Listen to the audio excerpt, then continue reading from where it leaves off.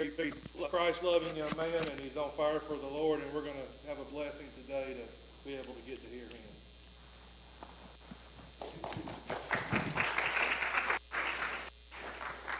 Well, let's hope it's a blessing.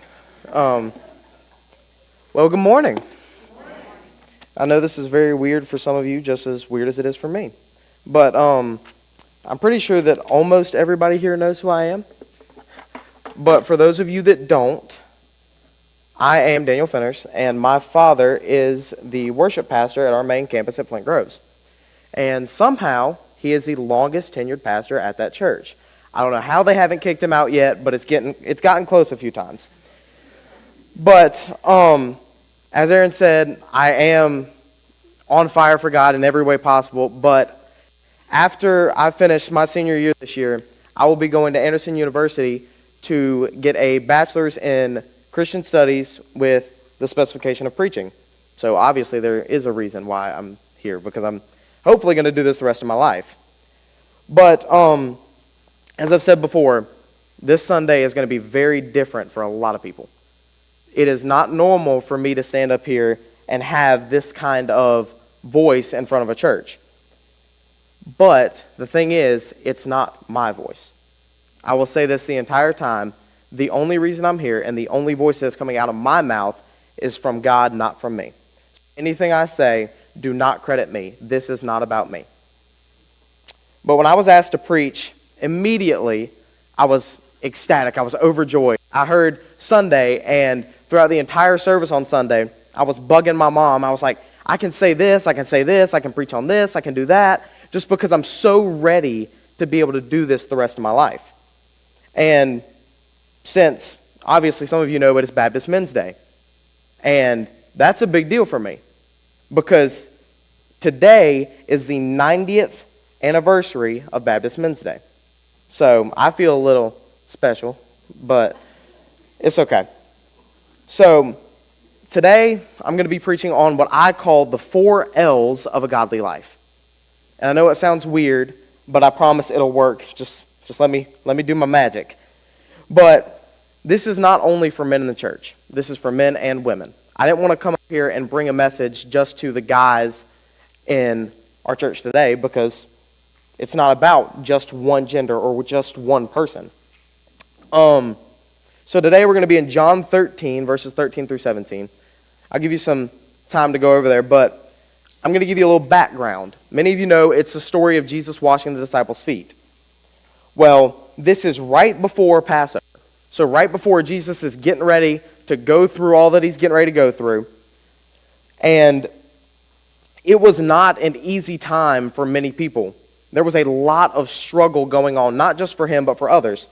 And when he called all the disciples together to have this meal, he already knew that someone was going to betray him. He knew that Judas was going to betray him. And yet, he still invited Judas. He still invited him to eat, and still did what he did with every other disciple. So in John 13:13, it says, "You call me teacher and Lord, and you are right, for so I am. If I then, your Lord and teacher, have washed your feet, you also ought wash another's feet. For I have given you an example, that you also should do as I have done to you. Truly, truly, I say to you, a servant is not greater than his master, nor is a messenger greater than the one who sent him. If you know these things, blessed are you if you do them." Let's pray. Dear Lord, I pray today that this message, this passage, is truly you speaking through me, God. I pray that we realize what the 4 L's of a godly life mean, and that you can use us to show others how we are supposed to be based off of your Son. So let me speak, you speak through me, and just bring a message that is from your word to these people, Lord. In your wonderful and holy name I pray. Amen. So I'm going to start to unpack these, and the first thing I'm going to say is in verse 14, when it says, "If I then, your Lord and teacher, have washed your feet, you also ought to wash another's feet." And that's going to be our first L of a godly life, is to lead. We are supposed to lead others to Christ. It doesn't matter if you're on a podium. It doesn't matter if you're in the congregation. It doesn't matter if you're leading worship. Somehow, some you are supposed to lead others to Christ every single day. And this specific passage, I am not saying that every day you need to wake up and go to your parents or go to whoever you live with and take off their socks and wash their feet. Because I promise you, I am not going to do that to anybody in this room. I don't like feet. I don't touch feet, except for my own, and I don't like doing that.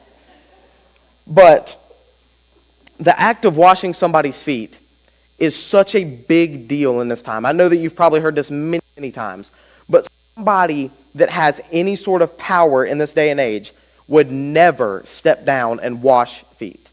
They don't have the shoes like we have now.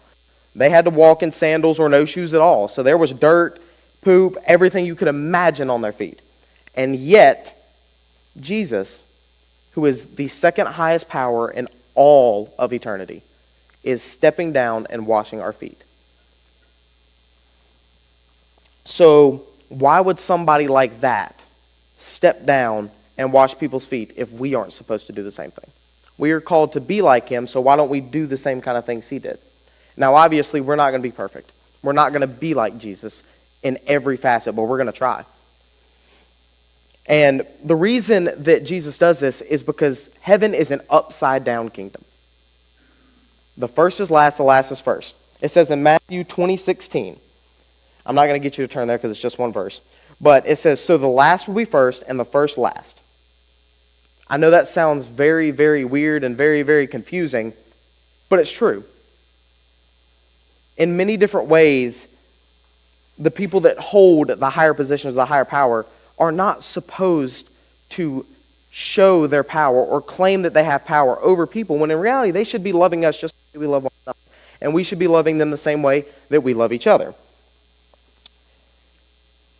But when I read that, the first thing I think of is that whenever we get into a position of power, whenever you get to a certain position of any kind, you cannot let that corrupt who you are. There is one person in particular that I will not name, but he is a pastor of a giant church in the United States. It is a very well-known church. It is a very successful church.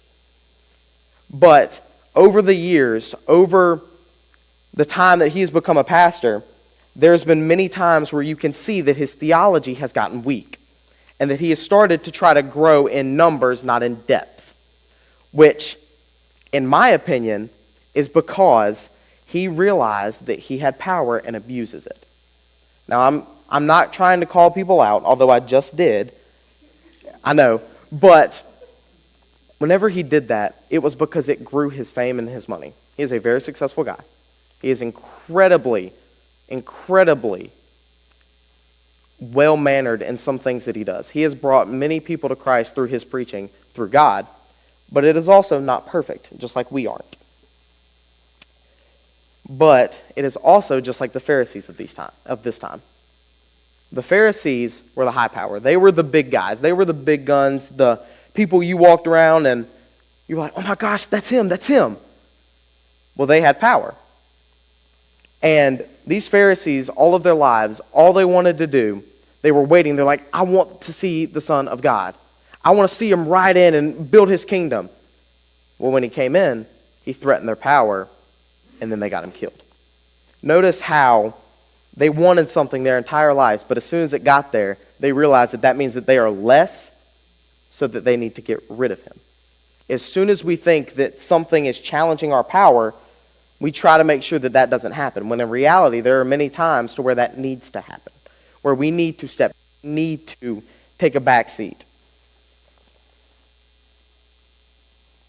And whenever something like that happens, whenever somebody steps up and says, you know what, I have power, I don't want anybody to challenge it. There are many people like that. Politicians all over the place. They get their power and they don't want people to come change it. So they do all they can to keep it.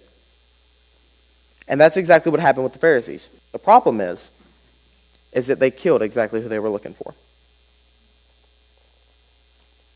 But we are supposed to hold ourselves to a higher standard. We aren't supposed to conform to the things of this world. Our book says something completely different than what they are saying. We are supposed to be different. We are supposed to act in different ways so that people can see Christ through us. And the way we do that, the easiest way to do that is the second L of living a godly life, and that is love. We have to show the love of God. Not the love of this world, but the love of God. A big issue in society now is that good and evil, Christians and non-Christians, are butting heads more than ever. I know that I'm young, that I haven't seen all the change over time as much as some of you have, but I have also noticed that instead of Christians and non-Christians just getting along, we have started to butt heads every chance we get. And yes, we have different beliefs, and yes, it is okay to have different beliefs, although we know that ours is correct? And we have non-believers that will constantly try to shut up and attack us. They try to make sure that we can't get our voice out.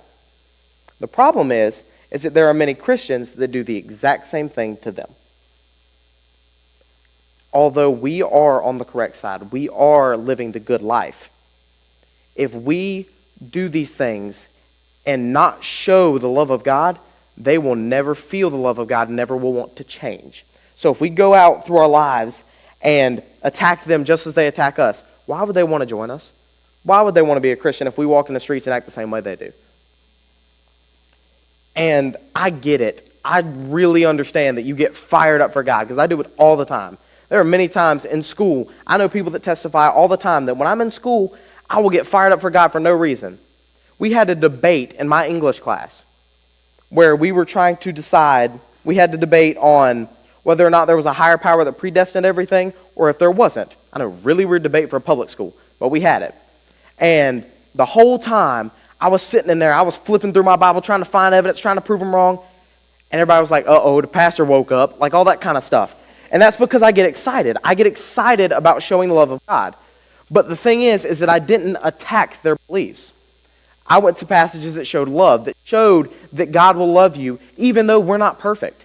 Because I guarantee you there's not a single person in this room that's perfect. I'm probably the closest, but there's nobody in this room that's close to perfect. But we have to show non-believers the same love that we show each other. Because as soon as we walk out these doors, there are many of us that you couldn't tell if we left church or not. And I know it's hard to hear, but I've seen it in many different ways. I know whenever I go out to eat after a Sunday morning, it is very obvious that I came from church. It's not hard to deny, but if I go and start aggravating my waitress and yelling at my waitress, do you think she's going to look at me and say, wow, that's a good Christian guy, maybe I want to go to church? Or no, she's going to say, wow, that's a corrupt group of people. That's why we have to show love, because if we don't show the love of God, then we're never going to bring people in. Because us as people will never be able to do enough. There's been times where I've been walking in Charlotte or walking down the street or seeing it on Instagram or on any kind of social media where there's somebody standing on the side of the road holding a sign that says, if you don't submit your life to Jesus, you're going to hell. Okay, you're not wrong, but who in their right mind is going to see that and be like, yeah, let's go be with him. Let's go have fun and hang out with this guy. No, we need to be the people that stand up and say, hey, God loves you, God wants you, come join us. Because there's a completely different message being brought from that. It's the same concept, but a different message.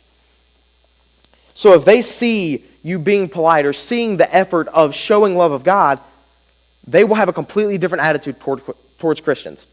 There have been many times where I've heard different preachers and different pastors and different speakers say that somebody will come in and get the wrong idea and say that the church hurt them, the people hurt me. Well, then I guarantee you were around the wrong Christians, because the people that are hurting you, the people that aren't showing the love of God, need to do a little bit of reflecting on themselves. I've been in that situation. I've been the kid that was a pastor's kid my entire life. I went down the road that I wasn't supposed to go down for a little bit, and then I came back to God, and now I'm here. If you would have seen me a year and a half ago, I would be getting cursed for being on the stage. But the difference is that I went to God and he changed my life. And there are many different people, many different pastors, and many different speakers that have used their past as an example on how to lead and love others. When we were at our winter conference this past few weekends, whenever it was, there was a guy that was a drug addict that was speaking. And I'll be honest, he stuttered, he had a lot of issues in his past, but that was one of the best messages I've ever heard. Because he brought down and he broke it down to a group of kids that some of them have dealt with the same kind of things. Some of them had the same kind of experiences and feel so lost and alone because everybody says as soon as you messed up, God doesn't love you. When in reality, that's not true. We have to go to God and then feel the love. Because when we get in those kind of situations, it's going to feel hopeless. And that's why we have to go to God. And I know that I talked about how my appearance is after church. If you know anything about me, I'm a mini-me. There's a guy that looks just like me. I'm the cooler version, but he looks just like me. And I'll be walking in Gastonia or Lincoln or anywhere, and I'll have some lady come to me and say, "Are you Bruce's son?" And I'm like, "Oh, Lord, here we go." So now I got to talk for a while. But they notice who I am, and then I have to think like, wow, well, good thing I wasn't doing something stupid. Good thing I wasn't being a jerk to somebody. And that's how we should act. Because those ladies or those people that come up to you and say, "Hey, you're doing such a good job. You're being so polite. You're doing all these things." Yeah, we look good in front of them. But there's somebody that's watching us the whole time that some of us don't care if we look good in front of. When in reality, that's the only one we care about. We should care about how they feel about us. But I'm going to go to my third point of the L's of living a Christian life, and that's to last. We have to not give up in a storm. Whenever we accept Christ into our lives, whenever we chase after God, whenever we run to Him, we automatically think, my life's going to be flawless. My life's going to be perfect. I've got God on my side. His army of angels is behind me. I can do anything. And then we look like a puppy trying to fight a Rottweiler because we can't handle that. There are many times to where we're going to go through situations that we just cannot handle. We have to go through the storm. There's a song I know. It's called The Lows by one of my favorite bands. And it talks about how there has to be lows for there to be highs. So why don't we attack the lows with God and not with ourselves? And like I talked about at Crossroads Winter Conference, last year I came into that conference at a low point. I was confused. I didn't know what to do. I was trying to figure out where God was calling me. And the problem is that I was looking for God's guidance without searching God. I was just waiting for the answer to pop out. Before that conference, I had told my dad, I want to be a football coach at Liberty University. Because I like football, let's be a football coach. Well, I quickly learned, one, I'm not smart enough football-wise to be a football coach. And two, Liberty University is really expensive, and it's really far away. But I went on that conference, and I rededicated my life, which I did not expect to happen. I didn't think it needed to happen. And then whenever, I don't even remember who brought the message, mentioned rededicating their life, I got shaky. I got tingles. I was like, maybe this is what's wrong with my life. And then I went and rededicated my life. Well, the next night, same kind of thing happens. They made a call for ministry. And I don't remember who I was sitting beside, but as soon as he said it, I looked over at him and I up at the edge of my seat because I was getting ready to run to the altar and just bawl because I knew that this whole weekend was getting ready to change my life forever. And it wasn't because of the weekend or the people that spoke. It was because of who was speaking through them. Because I felt that love. I felt God wanting me and calling me back. And as soon as I accepted that call, the gates opened. I went from being in a dark place to within months, I was preaching in front of youth. And that's simply because God saved me. I ran to God, and then He opened doors. But it didn't get easier. I've always said this, I'll always say this. Your life gets harder when you love God and live for God because Satan sees you as an enemy. He sees you as a challenge. There are many times whenever we don't search God and we're like, okay, life's pretty good. I get to do what I want to. I get to spend the money I want to. Well, yeah, that's because Satan's not attacking you because he doesn't fear you. If we don't have God in our hearts, Satan doesn't fear us. I don't necessarily want to be feared because I'm not a person that you should fear. I don't look very scary. I mean, if I do, I'm sorry. My parents made me that way. But we need to love God and live for God, because then Satan will see us and fear us. I want Satan to fear me. I want to step on a stage like this or walk in my school and feel attacked, because I know that means I'm doing something right. If I'm living for God, Satan is going to try to attack me. And that gets me fired up. I played sports my entire life. If I know somebody's aggravated at me, that makes me even more excited, because that means I did my job. And that's exactly how I feel about this. If Satan is trying to attack me, I'm doing something right. I'm living for the kingdom, because he's trying to stop the growth of the kingdom. And it is not because of me, it's because God is inside of me. But as soon as we try to fight those kind of battles alone, we fall into a hole. We fall into an experience that most of us won't even name. Because I know there are many of us in this room that have gone through things that nobody knows about, simply because you don't want that kind of stuff to be seen, because you've been changed. You don't want them to see your past, because you're not the same anymore. When in reality, we should use those kind of experiences. I've been real honest. I was not the perfect kid. I don't know if many of you know, but there's a reputation with preachers' kids being the worst kids. Well, I can promise you, I was the leader of the group for about a year and a half. I led the group of the bad preachers' kids. But then, I ran to God, and he got a hold of my life, and now I get called Preacher Dan everywhere I go. I went into Panera Bread last night to get bagels for my mama in the morning. She didn't know it, but I went to go get her bagels. And some kid looks at me and says, "What's up, preacher? What's up, pastor?" I was like, I can't go nowhere without getting recognized with that kind of moniker, which I'm not mad about. That means that I'm doing something right. But I also got made fun of the entire drive home by my little brother, saying, "Look, this kid called you pastor." Yeah. But one of my favorite examples of going through the storms in my life, actually, I used from last week at school. Don't laugh when I say this, because I know my brother will. But I do weight training at school. I know. I heard the laughs. I knew it was coming. But every day we hit a different part of our body. Well, one day we were hitting legs. So I was like, okay, I got legs. I ain't got no arms, so I might as well go hard today.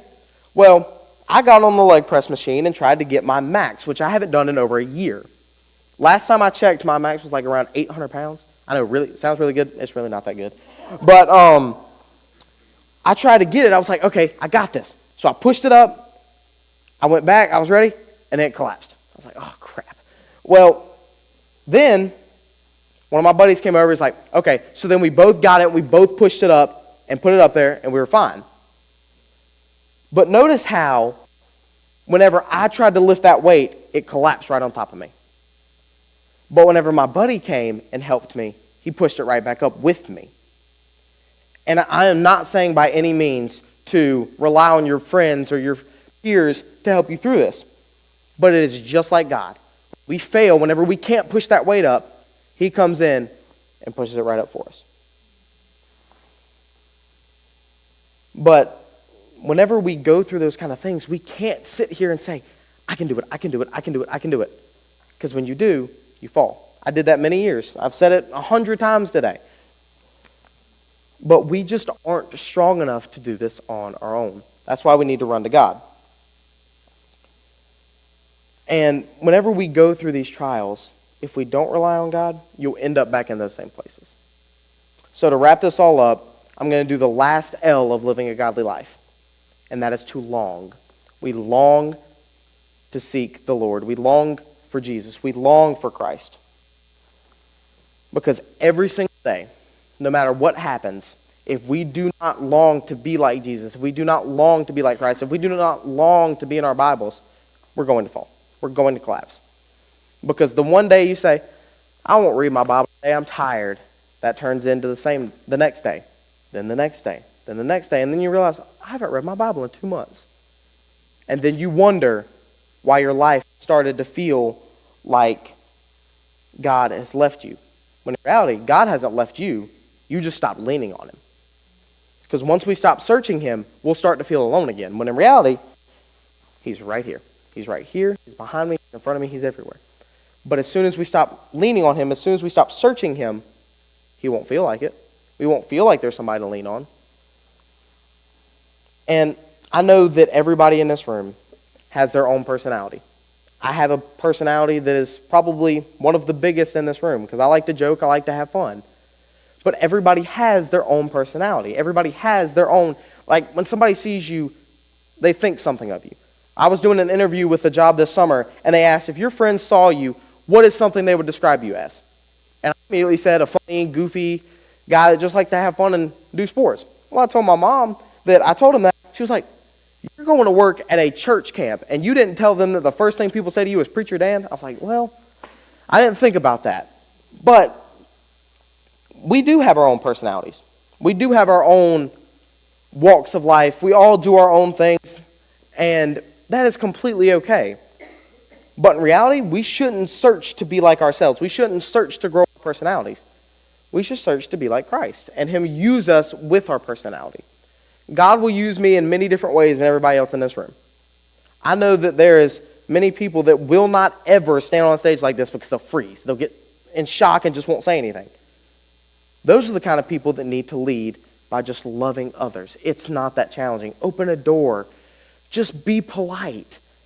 Because if they see you and notice that you are just a little bit different, people are going to start to question it. It happened to me. People are like, what happened to this kid?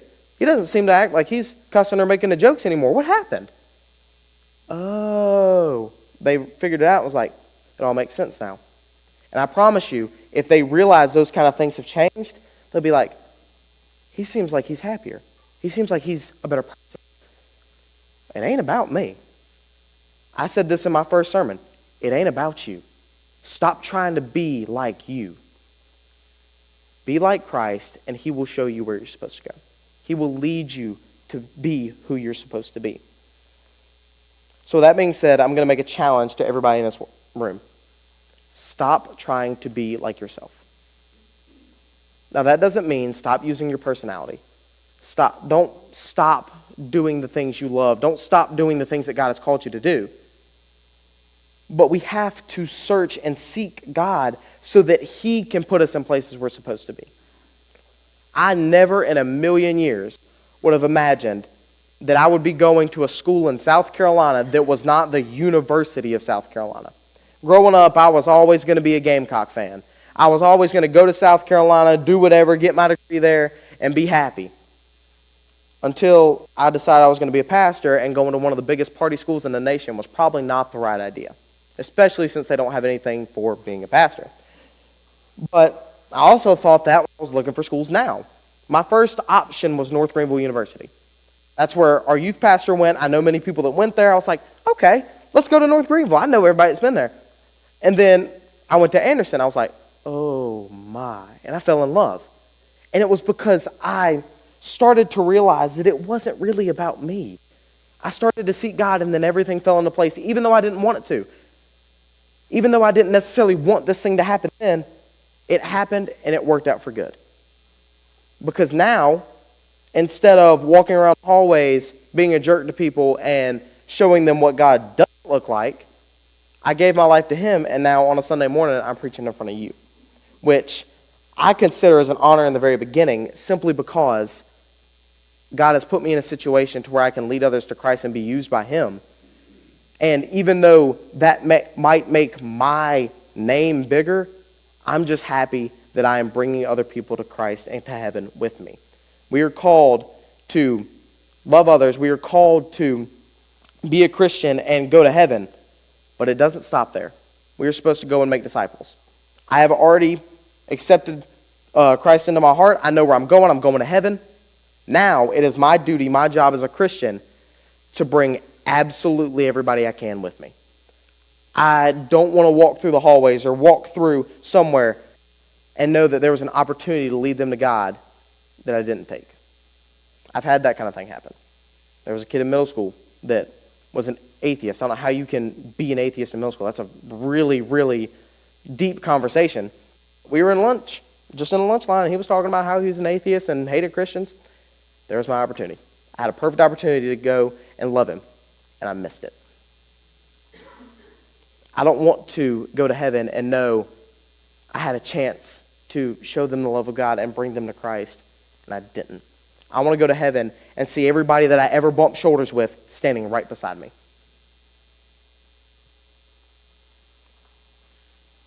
So the final thing I'm going to challenge is just to search God every day. Read your Bible. I know it's hard. I don't like reading my Bible all the time. I hate to read. I absolutely despise reading. I'd much rather watch TV, play video games, or play sports. But I know there's nothing better and nothing that makes me feel better in life than reading the Bible and getting, pulling stuff out of it and changing my life through that. So day in and day out, seek to be like Christ. So now I'm going to close and Pastor Aaron's going to come up. I just want to say thank you for letting me do this, but also remember that this is not about me. Don't look at me and say, you did a great job. That wasn't me. That was not me. Because I'm going to step off the stage and not remember a single word I said. That happens every time. People will say, what was your favorite line for your sermon? Or, I love this part of your sermon. I was like, I said that. I remember saying that. But thank you, Aaron. It's all you.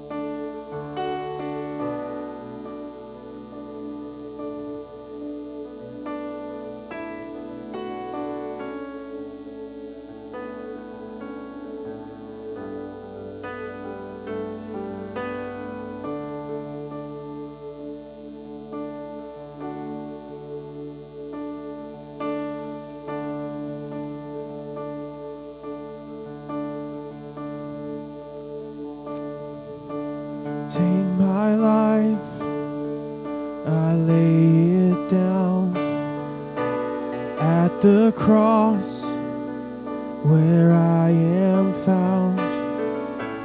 All I have I give to you, oh God.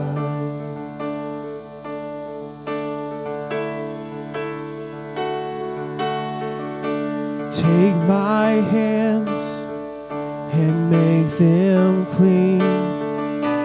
Keep my heart in purity, that I may walk in all you have for me. Oh, here I stand, arms open wide. Oh, I am yours and you are mine, Jesus.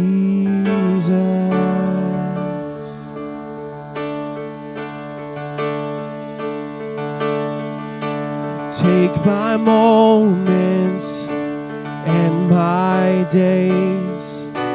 Let each breath that I take be ever only for you, oh God. Oh, here I stand, arms open wide. Oh, I am yours and you are mine. Oh,